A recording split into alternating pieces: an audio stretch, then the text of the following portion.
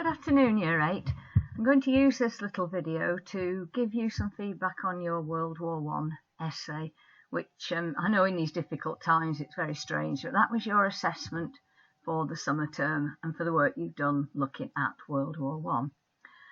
So if you look at the praise side of this, there's some fabulous comments here which have come from all of your teachers. One of the things we were really pleased about was that people were able to use and recall the main reasons. What I think we use the acronym MAIN to discuss: militarism, alliances, imperialism, nationalism, and almost everybody managed to include those words and clearly understood what those words meant, generally speaking. And the second thing we were really pleased about is your excellent use of causation language, because that was an important part of the essay, and it's an important part of history in learning to use these causation words to explain different sorts of reasons why things happen in history. And people seem really clear about what might be an underlying issue, or something that was short term, or an exacerbating issue. And I think every essay that we looked at, you'd managed to put those keywords in at some point. And mostly you'd managed to actually build on them with some sort of explanations. So the main causes you'd put into the main part of your essay. The examples, if you look at this comment here by Miss Menhinnick here, she said with her group, all her examples were detailed and excellent, that nobody handed anything in without detailed examples. Now that's fantastic. That's not true of absolutely everybody, and we'll talk about that in the misconceptions. Something I particularly liked was several students made real reference to why this was a world war. And that's kind of part of the question, but not a major part of it. We haven't looked at it in our lessons, and yet quite a few people have made the link between the fact that these European powers were great empires wanting to extend their territory and therefore building colonies, and when it came to a war, you were going to use the resources, and particularly perhaps the manpower from those colonies, and you're going to use those to support your aspirations in the war. So the British Empire, as you've already learnt, had members of the Caribbean, Indian troops, South African troops going into war on behalf of the British Empire. Canada, Australia, far-flung parts of the empire still came into the war to help on the side of the British, and that was the same for every empire. They would use their colonies. And there were several people who were able to make reference to that really brilliantly. So very well done. Now, again, most people, certainly most people who sent my essays back, had remembered the clear essay structure. So there was an introduction, there was the main body of the essay where you put your reasons, and then there was the conclusion where you just you link back to the title and you refer to your key reasons. So it's wonderful that there's so much good stuff down this side. Now I'm just going to spend a little time going through the misconceptions here, and then I'm just going to look at one or two paragraphs which I picked out that I thought were well structured, and then we'll have a look at people who have been put forward for special mention. So just looking at spellings for a second, here are a few of the words that perhaps caught people out. Aggression, 2 G's, 2 S's. The same with assassination, 2 S's and 2 S's. Exacerbate. And this is a common one. Countries. The plural is just IES at the end. And alliances. I think people tend to think this is alliances, or maybe forget the double L. So maybe you can just check those words out. Now, looking at the misconceptions, too many people didn't put the title. And the title is really important because it is the enquiry question. Putting assessment isn't very helpful But if you actually put, why did the world go to war in 1914, then people know what you're going to talk about, your subject matter, and they know what it is you're going to answer. But for you as the writer, it also, hopefully, fixes it in your mind. So as you write it, you're thinking, okay, this is the question I am going to answer, and this is a question I'm going to try and link back to as I do my answer. This was something that came up a few times. Confusion over imperialism and nationalism. Now, imperialism, I think we've talked about this in the feedback from the quiz. This is actually to do with empire, isn't it? To do with extending your territory, to do with taking over other countries. And nationalism is that feeling of great pride in your own particular country. And especially if it is part of an empire, if it has been taken over by another country, then if you've got a strong feeling of nationalism, you perhaps want your independence. And of course, that was what was happening with Serbia, wasn't it? So those two are different. You may just need to go back and look at the two lessons that we did on those and perhaps think round that again. Occasionally we got some too generalistic responses. That word some is a good word to try and avoid. You know, if you're going to talk about an alliance, say the countries that were in it. If you're going to talk about events affecting some countries, say which countries. It's really important to be specific in history writing to show that you know which countries, which events, which dates, what happened. And I think if you can remember when you were younger, you probably used Peel a lot. Make your point. So this is my cause. Explain it. Give the evidence about it, but then link back to the question. So link back to why did the world go to war, and say what that paragraph, what that specific information is telling us. But that's a very useful little structure to remember in essays. There were some students who needed to explain causes better. So if you say, for example, the cause is militarism, then say, okay, it's short term, or you think it was exacerbating, but then give an example.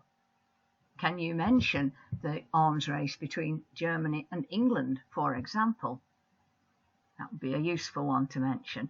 If you're going to talk about the alliances and the domino effect of those alliances, say which countries were in them. The Triple Entente, comprised of Russia, Britain, France. Mention them. That's what good history writing is.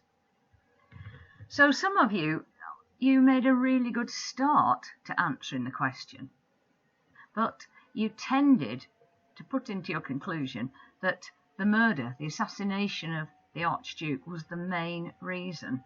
And I don't think that's actually the answer, is it? That's a part of the answer. So you need to come back to the question, which is actually why did the world go to war? Not what was the trigger, but why. And then you're going to come back in your conclusion and repeat the main points that you made. If you said it was mainly because of nationalism or it was mainly because of militarism, then that's what you come back to. You don't need to put I believe or I think or in my opinion, because when somebody reads your work, that's evidently your opinion, because you're the person who's put your name at the top of the assessment and you're writing it. So you can just go straight in with your facts. Doesn't need to have I think in front of it or in it. And this is really English, isn't it? Quite a few people get going in their main paragraphs and totally forget to punctuate. Really, really long sentences that become difficult to understand. So read through. Really good practice to read through each paragraph as you write it. And then it keeps it clear. And in fact, you could then think, can I now link back at the end of this paragraph to my question? Why did the world go to war? Am I still really focusing on that question title? Because that's what I need to do. I need to stay relevant to that question. So I'm sure there's something in there I think that you would be able to find perhaps to improve on. If you were to do dirt, you know the way to do it. Always do it with a different colour so that it stands out, so that your teacher, if you were to send it back to the teacher, can see what you've added, what you've tried to improve on, or what you've amended. So I'm just going to show you 2 or 3 examples of work that I thought was nicely structured and well done. And this might just help 1 or 2 of you see what it is I'm talking about. So a couple of really good introductions here, concise and short.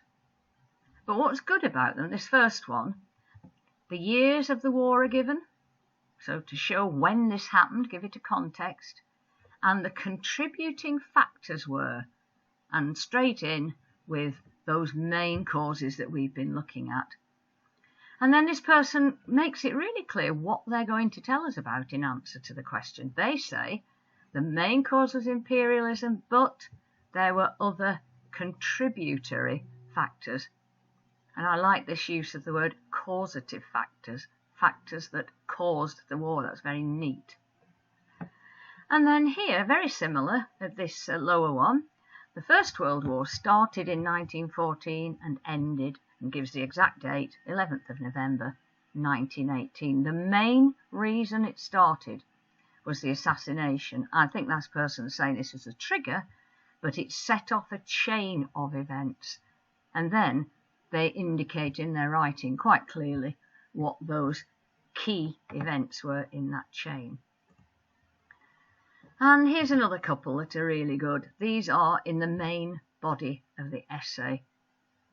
So this person's talking about the creation of the alliances, and you get a real feel for why they think this. This made the countries nervous and feel threatened, being created over a fairly long period of time, so giving some good context here, and some years between the Triple Alliance and the Triple Entente being formed, they definitely caused an underlying effect. So here's our good causation vocabulary. Although you would think countries would be less reluctant to go to war, because they'd have to fight more countries if they did it, it didn't seem to work that way. Britain began to feel threatened by Germany's extra power. Germany felt threatened because they believed they were surrounded by the Entente countries, that they were encircled. So this writer's worked really hard to try to give a flavour of why they feel there was some underlying tension there, but to name specific countries. And this is from another student here. Militarism was a short-term cause, straight in, very clear, and reasons. The countries were pumping a lot of money into their military in order to be the most powerful European power. I mean, that's really clear, but absolutely correct. England wanted to remain the most powerful, and Germany wanted to build up a navy. Now, it's very, very short and concise, and this student goes on to explain why in more detail, but very clear. And one more. This young lady has identified militarism, but specific information here. This was between Germany and England. It was about the navy. Germany was beginning to challenge England. England was feeling threatened and feeling they were losing their status as masters of the seas. If not challenged, this would give them more power. The arms race began and exacerbated, causation language again, their rivalry. So I think these are just little extracts, and many people wrote so well, but they just give you that flavour of a good paragraph, a paragraph that's clearly being developed. So final slide, these are the people who teachers have named as, at the top here, what we're calling the star students. These people made some really good, produced some really good work, in-depth examples, or actually sent their work back, had it marked, and then did some recap on it, did some dirt. Brilliant. And these students here, all of these students from a variety of classes, made a really great effort. We were really pleased with your work, and thank you for making such an effort. So hopefully that's helped you a little bit with your World War One. You're now the experts in World War One. You know all about trench warfare. You know all about why it happened. You even know what happened to people in Haverhill as a result of the war. And when you next walk past the War Memorial, you know really what the background to that is. And you've looked at what it was like for soldiers from the Empire serving in the forces in World War One. So you really are the experts now. Well done. So that's all for now, and goodbye from me.